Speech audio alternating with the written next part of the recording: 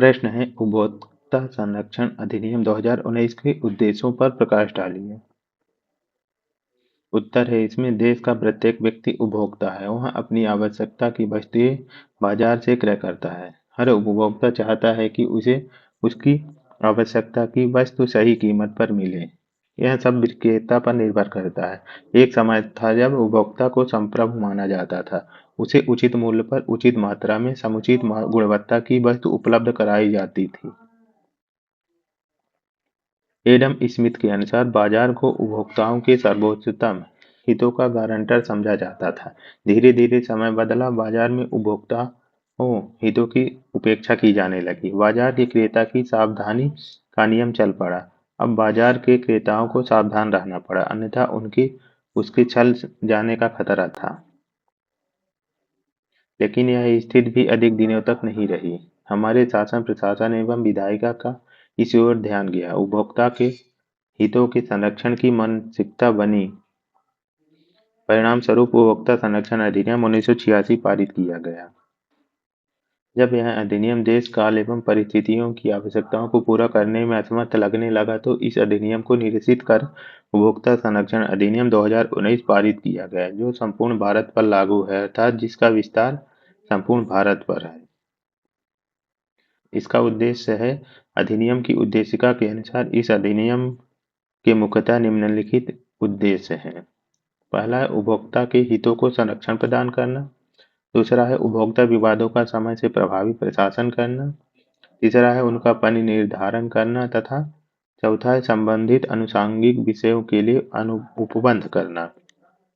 मुख्यतः इस अधिनियम का उद्देश्य उपभोक्ता हितों का संरक्षण करना है।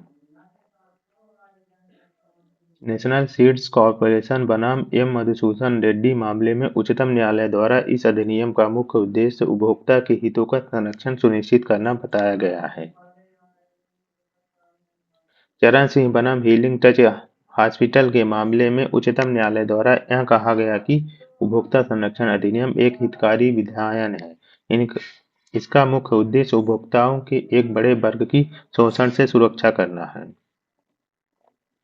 The consumer and citizens forum बनाम कर्नाटक पावर कॉर्पोरेशन के एक मामले में यह प्रतिपादित किया गया है कि उपभोक्ता संरक्षण अधिनियम उपभोक्ता के हितों के संरक्षण के साथ साथ उपचार प्रदान करता है। यह अधिनियम अन्य विधियों में उपलब्ध उपचार के अतिरिक्त उपचार प्रदान करने वाला एक महत्वपूर्ण विधायन है।